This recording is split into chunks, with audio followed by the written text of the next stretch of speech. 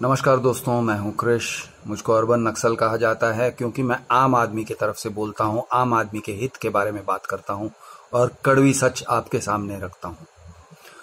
दोस्तों, आज मैं आपको रियल एस्टेट इंडस्ट्री से सचेत करने आया हूं। ये जो बिल्डर्स हैं आज भी पैसे जमा कर रहे हैं ऐसे प्रोजेक्ट्स के लिए जो कभी कंप्लीट होने वाले नहीं हैं।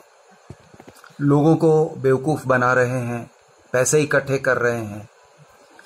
वो डिलीवरी डेट्स दे रहे हैं आपको, तरह तरह के डिलीवरी डेट्स दे रहे हैं। रेरा रजिस्टर्ड प्रोजेक्ट्स हैं, 2021 दिसंबर में हम आपको डिलीवरी दे देंगे, पोजीशन दे देंगे, ऐसे सब कह के गुमराह कर रहे हैं। 90-10 का पेमेंट प्लान कर रहे हैं, 10% अब दीजिए, 90% ऑन पोजीशन दीजिए, वगैरह वगैरह। दोस्तों, वो 10% जो आप आज देने जाओगे वो 10% आपको कभी वापस नहीं मिलने वाले हैं, समझ कर चलिए। और कारण ये है कि जो पोजीशन डेट पर वो प्रॉमिस कर रहे हैं वो पोजीशन डेट आपको नहीं मिलने वाला है। आपको अपना जो फ्लैट जिसके लिए आप इतने पैसे दे रहे हो, जितने पैसे डाल रहे हो, वो फ्लैट आपको नहीं मिलेगा। यानी आपका जो 10% आप दे रहे हो बुकिंग अमाउंट के तरफ या टोकन के तरफ, जो भी आप देते हो या एक्सप्रेशन ऑफ इंटरेस्ट समझ के देते हो, वो फुकट में जाएगा, आपको कुछ भी नहीं में हाथ में आएगा। ये बात से आपको सचेत हो जाना चाहिए। ऐसे बहुत सारे लोग हैं जो मुझे कॉल करते हैं और कहते हैं मैंने फरवरी में बुक किया था, मैंने मार्च में बुक किया था, मैंने टोकन अमाउंट दिया था और अब मैं सौदा कैंसिल करना चाहता हूँ। और सौदा कैंसिल करना बहुत स्वाभाविक बात है, बहुत आम बात है, क्योंकि लोगों की रोजी रोटी पर बहुत जोर से मार पड़ी है इस लॉकडाउन के कारण। कोरोना वायरस अभी तक गया नहीं है, लॉकडाउन खत्म हो रहा है, कहीं पर लॉकडाउन चालू है, जारी है। चेन्नई जैसी जगह में, दिल्ली जैसी जगह में दोबारा लॉकडाउन करने की बात हो रही है या लॉकडाउन हो चुके हैं। कोरोना वायरस जगह जगह में बढ़ रहा है, कहीं पे कम बढ़ रहा है, कहीं पे ज्यादा बढ़ रहा है, लेकिन कोरोना वायरस आज है, हमारे बीच में है और वो जाते जाते ही जाएगा। और भविष्य में क्या होने वाला है किसे भी पता नहीं है, किसी को पता नहीं है। बिल्डिंग इंडस्ट्री वाले अगर कहते हैं कि हम प्रॉमिस करते हैं कि हम आपको इस तारीख तक डिलीवरी देंगे, नहीं मिलेगा आपको, सचेत हो जाइए। दूसरी बात यह है दोस्तों कि बिल्डिंग इंडस्ट्री भाव गिरा रही है, लेकिन धीरे धीरे रेट्स गिरा रहे हैं। ये बात पक्की खबर है कि नेगोशिएट करने के लिए तैयार हो जाते हैं। आप नेगोशिएट करोगे तो 40-50 लाख तो ऐसे ही डाउन कर देंगे। मैं एक दो तीन ऐसे कॉन्वर्सेशंस की जिक्र कर रहा हूं जो मैंने सेल्स ऑफिसर्स के साथ किया है। कुछ सेल्स ऑफिस ऐसे कहते हैं, मैं एक 3.5 करोड़ की प्रॉपर्टी के बारे में बात कर रहा था और मैंने कहा बॉस, कोरोना के पहले के जो भी रेट्स थे आज वो रेट्स नहीं चलेंगे। आप 2 करोड़ से कम में बात करोगे तो मैं आपसे बात भी करने को तैयार हूं। सामने से जवाब आया, सर 3.5 करोड़ की प्रॉपर्टी है, 3 करोड़ में हम बात फिर भी कर लेंगे। यानी कि 50 लाख रुपए कम करने की बात तो ऐसे ही फोन में 10 मिनट के अंदर। आगे जो होगा सर हम आपको बताएंगे 1 महीने के बाद, 2 महीने के बाद। मैंने कहा ठीक है, तो महीने के बाद, 2 महीने के बाद आप मुझे कांटेक्ट करिए, लेकिन आप थोड़ा सा ध्यान दीजिए। 50 लाख ऐसे ही ड्रॉप करने के लिए तैयार थे उसी एक फोन कॉल के अंदर। जिस चीज को वो 340 कह रहे थे, 3.5 नहीं कह रहे थे, 3 करोड़ 40 लाख कह रहे थे, वो 3 करोड़ पे आने के लिए वैसे ही तैयार थे, 40 लाख ड्रॉप करने के लिए वैसे ही तैयार थे, समझ जाइए। दूसरा एक बिल्डर का मुझे फोन आया, बहुत ही रेप्यूटेड बिल्डर, नाम मैं बताना नहीं चाहूंगा क्योंकि पर्सनल हो जाएगा, लेकिन ये बिल्डर की बात ऐसी थी, उनके सेल्स ऑफिस ये कह रहे थे कि हम आपको गारंटी देते हैं कि अगर रेट कम होते हैं तो हम आपको पैसे रिटर्न देंगे। यानी आप अगर बुक कर रहे हो और आप पोजीशन ले लेते हो, प्रॉपर्टी की वैल्यू थी करीब 1.5 करोड़ की बात कुछ हो रही थी, 1.5 करोड़ की प्रॉपर्टी की बात कर रहे थे हम। तो वो कह रहे थे 1.5 से अगर 1.25 करोड़ हो गया तो हम 25 लाख आपको वापस दे देंगे। मैंने कहा लिख के दो, टर्म्स एंड कंडीशंस दो, क्योंकि आपका कुछ ना कुछ तो होगा ही उसके अंदर, टर्म्स एंड कंडीशंस अप्लाई। तो मैंने कहा आप लिख के दो और मुझे ये बताओ कि आपके एग्रीमेंट में किस तरह से लिखा जाएगा। अगर वो 1.25 करोड़ हो गया या 1 करोड़ हो गया उसी प्रॉपर्टी का वैल्यू और आप बेचने लगे 1 करोड़ में, तो आप मुझे रिटर्न करोगे 50 लाख, ये मुझे टर्म्स एंड कंडीशंस बताइए। तब वो झिझकने लगे, बोले हाँ हम आपको टर्म्स एंड कंडीशंस भेजेंगे, मुझे मैनेजमेंट से डिस्कस करना पड़ेगा वगैरह वगैरह।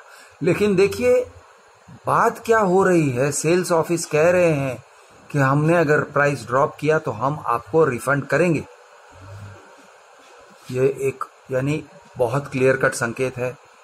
रेंट रेट्स ड्रॉप हो रहे हैं। रेंटल रेट्स को आज के तारीख में कौन तय कर रहा है? तो जिसका मकान है, मकान मालिक तय नहीं कर रहा है, फ्लैट का ओनर तय नहीं कर रहा है कि रेंटल का क्या रेट होगा।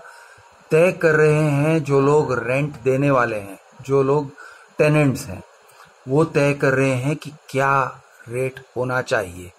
तो 25-30% का तो वैसे ही कटौती वो करवा के ले रहे हैं। और रियल एस्टेट एजेंट्स भी होम ओनर्स को समझाते हैं कि सर आप कम ही सही, लेकिन आप भाड़े पे चढ़ा दीजिए, क्योंकि आगे चल के आपको इतना भी नहीं मिलेगा और आपका घर खाली रहेगा और हम उसको भाड़े पर नहीं चढ़ा सकेंगे। एस्टेट एजेंट्स भी लोगों को, होम ओनर्स को समझा रहे हैं। यानी ये हो गया है बायर्स मार्केट रेंटल के मामले में। इसकी बात करते हैं, फ्लैट सेल्स की बात करते हैं। मैं कंटिन्यूसली कहते आया हूं कि 50% ही नहीं, 50% से ज़्यादा गिरेगा, 70-80% तक गिरावट होने के चांसेस हैं इन प्रॉपर्टी प्राइसेस। तो आज मैं आपको एक केस बता रहा हूं। मैं जिस जगह में रह रहा हूं, मैंने जो फ्लैट खरीदा था 5 साल पहले 1.6 CR में, वही जगह पे, उसी जगह पर एक ऐसा केस हुआ अभी हाल में, 2-5 दिन ही हुए हैं, कि बहुत ही लिक्विडिटी क्राइसिस के कारण से वो घर के ओनर ने EMI भरना बंद कर दिया। EMI भरना बंद कर दिया तो बैंक ने रिपोजेस किया। 1.5 CR के रेट से ऑक्शन करना चाहा, लेकिन उनको वो मिनिमम प्राइस भी नहीं मिला। आखिरकार सुना जाता है कि 1.35 CR में उन्होंने बेचा। ओके, और ऐसी बिक्री कई सारे होने वाले हैं, कई सारे होंगे, क्योंकि लोगों को कैश की ज़रूरत है, लिक्विडिटी की ज़रूरत है। लोगों के पास कैश नहीं है, लिक्विडिटी नहीं है, इसलिए उनको सोना बेचना पड़ रहा है, उनको गाड़ियां बेचनी पड़ रही है, और आखिरकार प्रॉपर्टीज़ को वो लोग दांव पे लगा देंगे, मार्केट में रख देंगे, इवन एट अ डिस्काउंट। ऐसे कई सारे इन्वेस्टर्स हैं जो US में रहते हैं, लेकिन US इकोनॉमी ठप हो चुका है, एम्प्लॉयमेंट गिर रहा है, और ये लोगों ने अगर प्रॉपर्टी में इन्वेस्ट करके रखा है इंडिया में, तो वो लोग उस इन्वेस्टमेंट को लिक्विडेट करना चाहेंगे। और एस्टेट एजेंट्स को ऑलरेडी बताने लगे हैं कि बेचो, भाव तोड़ो तो भी बेचो, भाव तोड़ के बेचो। बिल्डर्स अपने भाव को, अपने रेट्स को पकड़ के रख रहे हैं, क्योंकि वो जानते हैं कि रेट्स टूटेंगे तो मुसीबत हो जाएगी उनके लिए। बहुत सारे उनके ऐसे डील्स हैं, फॉर एग्जांपल पॉलिटिशियंस के साथ में ऐसे डील्स हुए हैं, तो वो उनके जो रिलेशनशिप्स हैं पॉलिटिशियंस के साथ, वो बिगड़ने लगेंगे।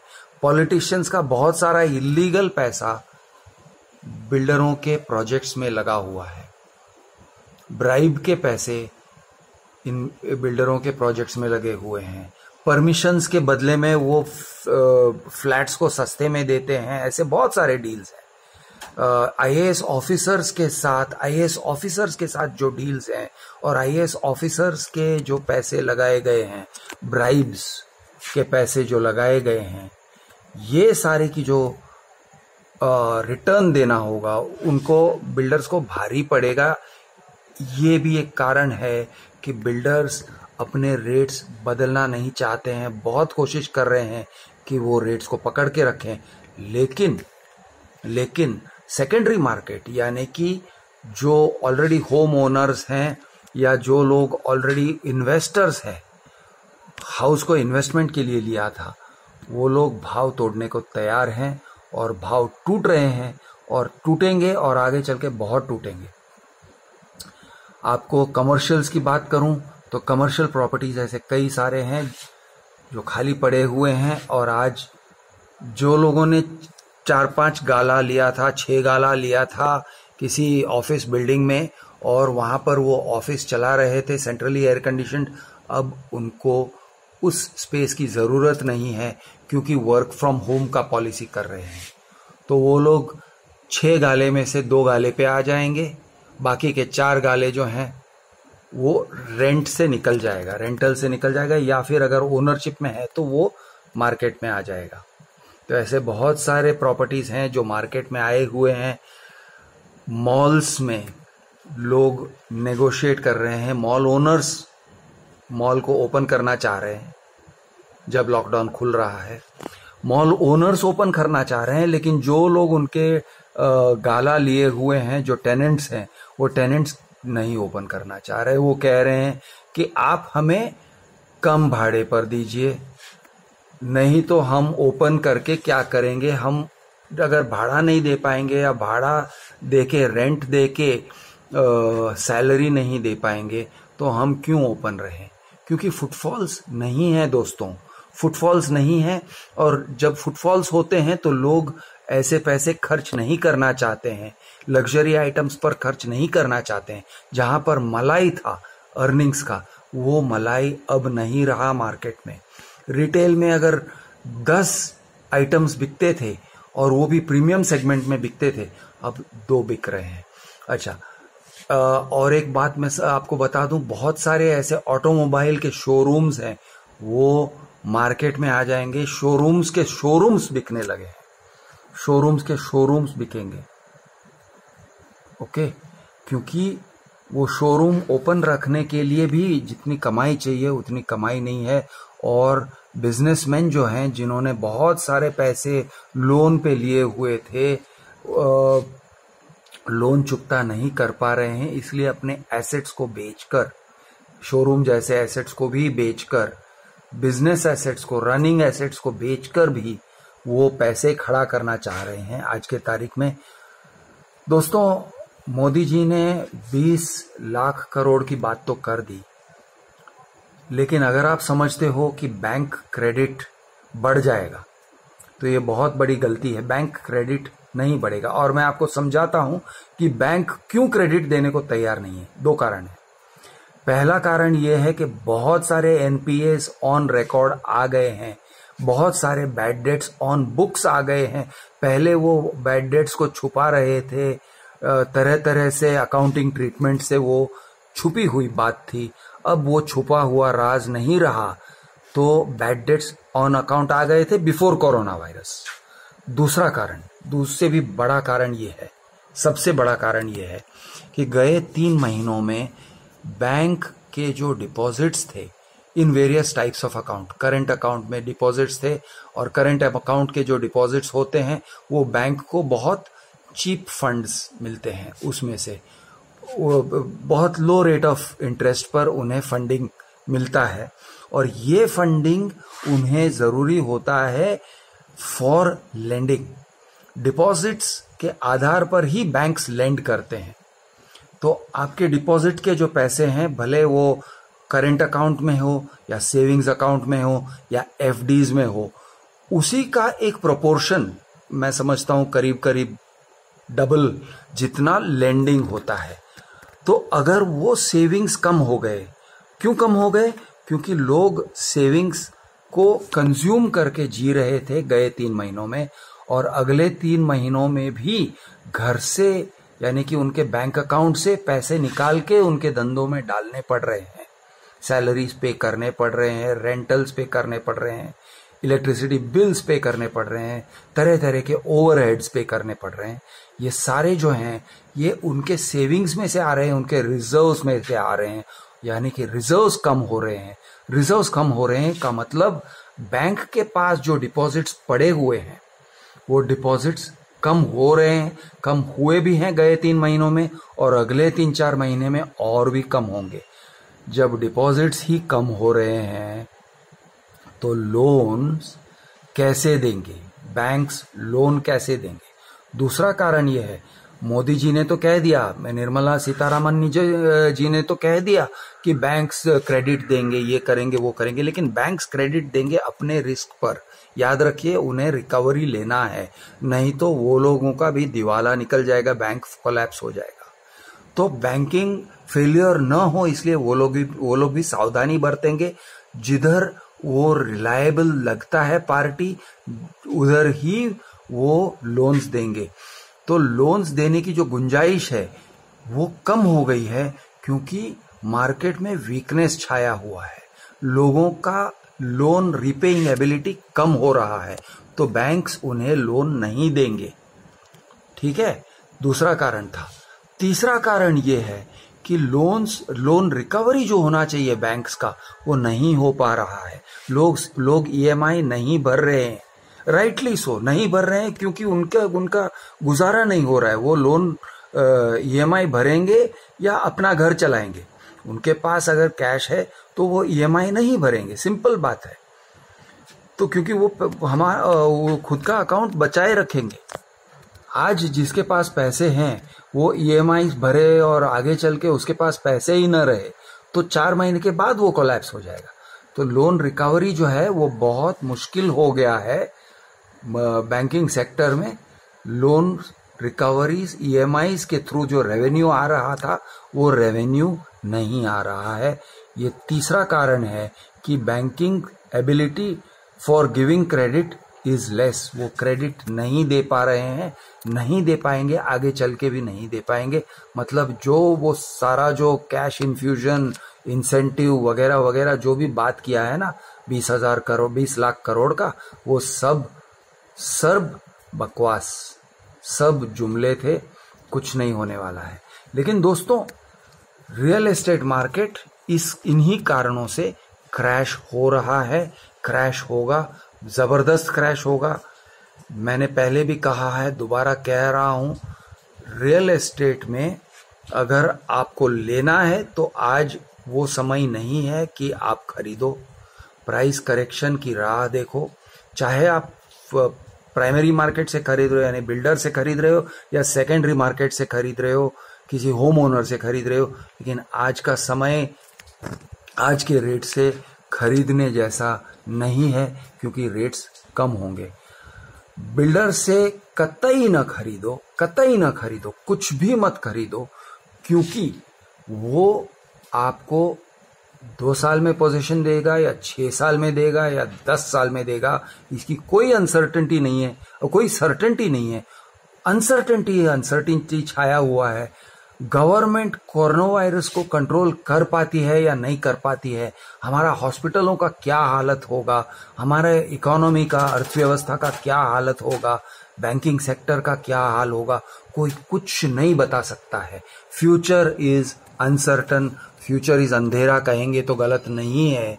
इस अंधेरे फ्यूचर में अगर कोई आपको ये प्रॉमिस दे रहा है और कुछ भी नहीं दे रहा है, सिर्फ प्रॉमिस ही दे रहा है कि हम आपको पोजीशन दे रहे हैं, तो ये जो है ये मूर्खता का काम है कि आप उसकी बात को मानो।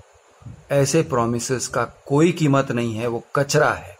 आपको बहुत ही सस्ते में भी बिल्डर प्रॉमिस करे, बिल्डर की प्रॉपर्टी लेने जैसी नहीं है, क्योंकि कचरे के भाव में आपको एक्चुअल एग्जिस्टिंग प्रॉपर्टी मिल जाएंगे। रही बात एक्चुअल एग्जिस्टिंग प्रॉपर्टी की, तो आप नेगोशिएट करिए, आपको 50% रेट में भी मिल सकता है। 20% नेगोशिएट तो आज ऑटोमेटिकली आप कर सकते हो। आज के तारीख बैठे बैठे आप किसी से भी कहो कि ये रेट है आपका, मुझे 20% कम में चाहिए, मैं कहता हूं कि आपके 2 मीटिंग के अंदर वो डील हो जाएगा। 2 मीटिंग में वो डील हो जाएगा। कारण क्योंकि लोगों के पास आज फंड्स नहीं है। उनके पास प्रॉपर्टी होगा लेकिन एक्चुअल लिक्विडिटी नहीं है और लोग तड़प रहे हैं लिक्विडिटी के लिए।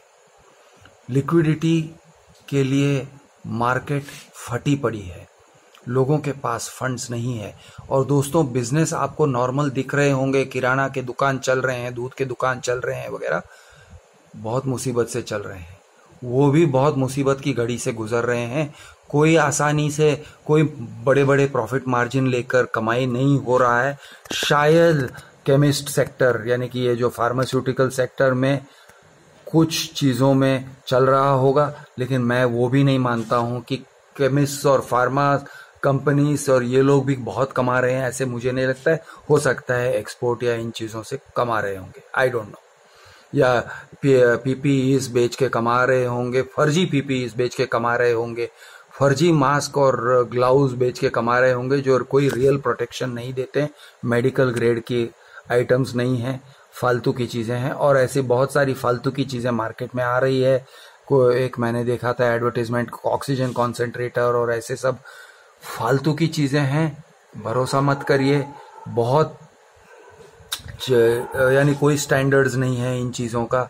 लोग कुछ भी आपको कोरोना के नाम से बेच देंगे या ऑक्सीजन के नाम से बेच देंगे या लाइफ सेविंग डिवाइस या ऐसी सब चीज़ें कह के बेच देंगे, भरोसा मत करिए, गलत है। मार्केट जुमलों से भरा हुआ है, आज मार्केट एकदम जुमलों से भरा हुआ है। जुमले ही जुमले हैं, हर जगह जुमले हैं। बिल्डर के अगर पेमेंट्स आपके बाकी हैं, जैसे मैंने कहा, आपने अगर सिर्फ टोकन दिया है, मुझे लगता है आपको टोकन को भूल जाना चाहिए। आपने बुकिंग अमाउंट दिया है तो शायद आपको बुकिंग अमाउंट तक भूलना पड़ेगा, लेकिन आप पेमेंट में आगे मत बढ़िए। कुछ बिल्डर्स थ्रेटन कर रहे हैं, असल में थ्रेटन कर रहे हैं, लीगल नोटिसेस भेज रहे हैं। ऐसे भी सुनने में आया है कि अरे तुम लोग अगर हमको आगे पेमेंट नहीं करोगे तो हम तुमको प्रोसिक्यूट करेंगे वगैरह वगैरह। नॉनसेंस है, बकवास है, वो नहीं कर सकते हैं। डरिए मत, आप घबरा मत जाइए। Same thing for EMIs. हो सकता है आपको एक बहुत ही कैलकुलेटेड रिस्क लेना पड़ेगा कि आपकी जो मॉर्गेज एसेट है वो मॉर्गेज एसेट की आज के तारीख में वैल्यू क्या है।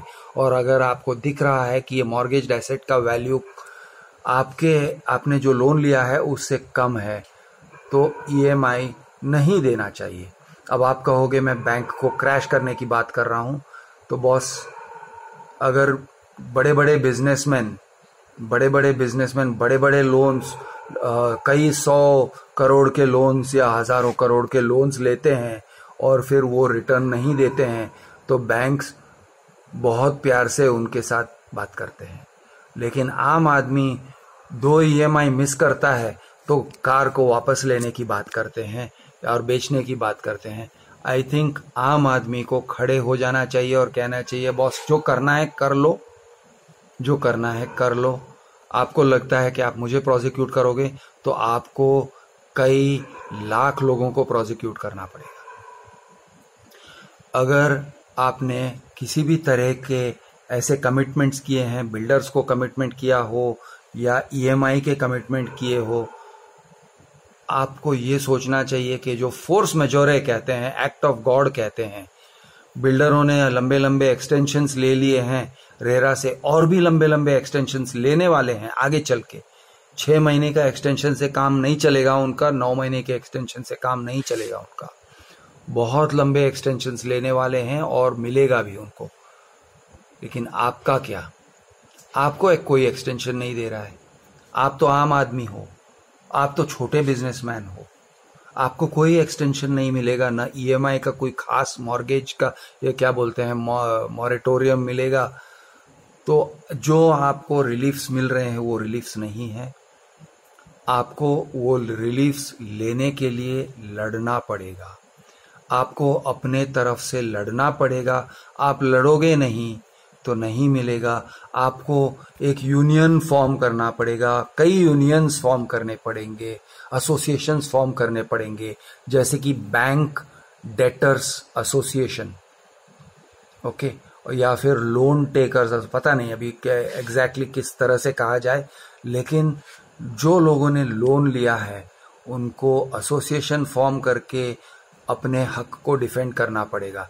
जिन लोगों ने टोकन्स दिए हैं और बुकिंग अमाउंट्स दिए हैं और या बिल्डर्स को आधे अधूरे पैसे दिए हैं, उनको अपने हक के लिए लड़ने के लिए शायद एसोसिएशंस फॉर्म कर लेना चाहिए या यूनियंस फॉर्म कर लेना चाहिए या कोऑपरेटिव सोसाइटीज फॉर्म कर लेना चाहिए और लड़ना पड़ेगा, लॉबी करना पड़ेगा। सरकार के थ्रू से जो लड़ाई होती है उसको लॉबिंग कहते हैं। आपको सरकार के थ्रू बात करनी पड़ेगी, उनके साथ बार बार आपका पॉइंट सामने रखना पड़ेगा। आपको अपने हित की जो बातें हैं वो सब करनी पड़ेगी। आप चुप रहोगे तो बिल्डर्स आपको खा जाएंगे, आपका शोषण करेंगे, आपको डराएंगे, धमकाएंगे, कोर्ट में लेके जाएंगे, इंडिविजुअली लेके जाएंगे, यानी डरा के रख देंगे बेसिकली। आपको लड़ना पड़ेगा, इकट्ठे होने पड़ेंगे, लेकिन याद रखिए भाव गिरने वाले हैं। गलती मत करिए, किसी भी लालच में आकर या प्रेशर में आके प्रॉपर्टी, और वो भी not ready property, not ready position property मत लीजिए। भले ही वो 5% 10% काम दिखा रहा है, भले ही वो कह रहा है अरे साहब दिसंबर 2020 का डिलीवरी डेट है या मार्च 2021 का डिलीवरी डेट है, भले ही वो बोले, मत लो। जैसे मैंने कहा, साउथ के कुछ बिल्डर्स डरा रहे हैं, कह रहे हैं कि हम आपको प्रोसिक्यूट करेंगे क्योंकि आपने कॉन्ट्रैक्ट किया है, हमारे साथ एग्रीमेंट किया है, अब हम आपको प्रोसिक्यूट करेंगे अगर आपने आगे के पैसे नहीं दिए। बॉस, ये झूठ है, वो आपको प्रोसिक्यूट नहीं कर सकते हैं। उनके नोटिस का बराबर से जवाब देना होगा, लेकिन बहुत टेंशन लेने की जरूरत नहीं है। आप उनको और पैसे मत दीजिए, क्योंकि आपके पैसे, आपके अगर 2-4 लाख डूबने वाले हैं, उसके पैसे के पीछे और 2-4 लाख डालोगे तो वो भी डूब जाएंगे। Don't throw good money after bad money. Loss होता है, हो जाने दो, लेकिन उससे भी बड़ा लॉस में मत पड़ो, घुसते मत जाओ, नहीं तो आप घुसते जाओगे और आपका बहुत बड़ा नुकसान हो जाएगा। मैं हूं आपका दोस्त क्रिश द अर्बन नक्सल, कड़वी सच आपको बताता हूं। जय हिंद।